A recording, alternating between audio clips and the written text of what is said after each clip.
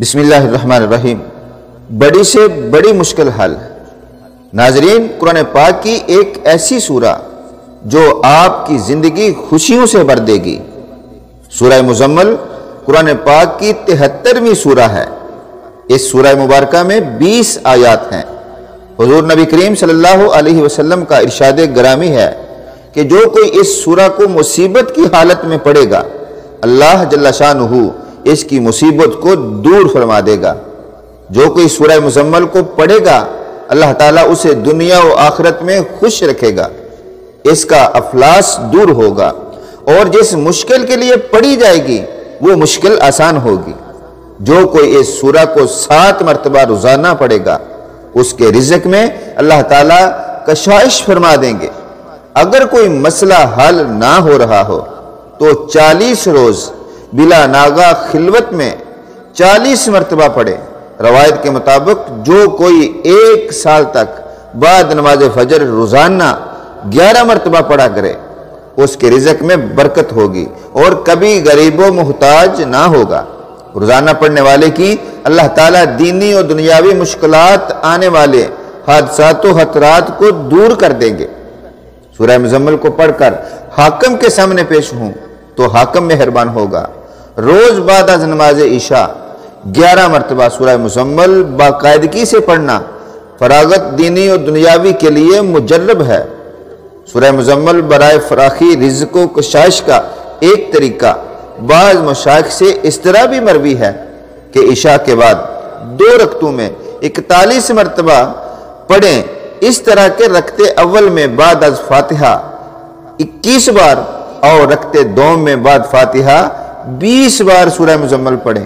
اگر روزانہ باوضو 11 مرتبہ سورہ مزمل پڑھ کر بیمار پر دم کرتے رہیں تو انشاءاللہ بیمار کو شفا حاصل ہوتی ہے۔ اگر میاں بیوی میں باہم اختلاف ہو تو سورہ مزمل کو 21 بار پڑھ کر کسی چیز پر دم کر کے کھلا دیں، انشاءاللہ دونوں میں باہم الفت پیدا ہو جائے گی۔ ایک طریقہ سورہ مزمل کے پڑھنے کا یہ بھی ہے کہ بعد نماز فجر 6 بار، بعد نماز ظہر 7 بار، بعد نماز عصر 8 بار، بعد نماز مغرب 9 بار، بعد نماز عشاء 11 بار سورہ مزمل پڑھیں، انشاءاللہ ہر مشکل آسان ہوگی۔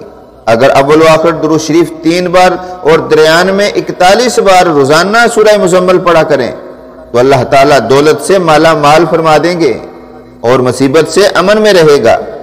ایک بزرگ نے لکھا ہے کہ 41 دن تک 41 بار، پھر 41 دن تک 21 بار اور پھر زندگی بھر کے لیے 11 مرتبہ کا معمول بنا لیں۔ آغاز 9 چندی جمعرات سے کریں۔ غنا، تنگری اور کشائش رزق کے لیے نہایت مجرب ہے۔ اب ہم چلتے ہیں اپنے وظیفے کی طرف۔ سورہ مزمل کا عمل بہت ہی مجرب اور بہت زیادہ آزمودہ عمل ہے۔ جو لوگ بہت پریشان ہیں اور جن کی دعائیں قبول نہیں ہو رہی، جن کے مقصد پورے نہیں ہو رہے، یہ عمل آپ ضرور کر کے دیکھیں، اور مقصد کا جائز ہونا بھی بہت ضروری ہے۔ اگر آپ کا مقصد جائز نہیں ہوگا تو وہ مقصد پورا نہیں ہوگا، چاہے آپ کتنی بھی کوشش کر لیں۔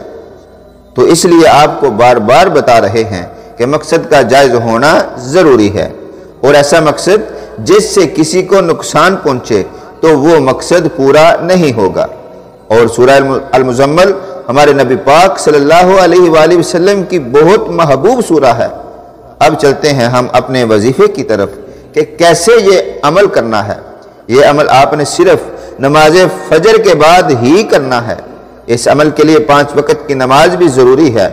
فجر کی نماز ادا کرنے کے بعد آپ نے سورہ المزمل کو 1 بار پڑھنا ہے، لیکن آپ نے اس کو اس طریقے سے پڑھنا ہے کہ آپ جب سورہ مزمل شروع کرتے ہیں تو جب آپ پہنچتے ہیں رب المشرق والمغرب لا الہ الا ہو، تو اس آیت پر آپ جب پہنچیں گے تو اس آیت کو آپ نے 3 بار پڑھنا ہے، اور اپنے ذہن میں آپ نے مقصد رکھنا ہے۔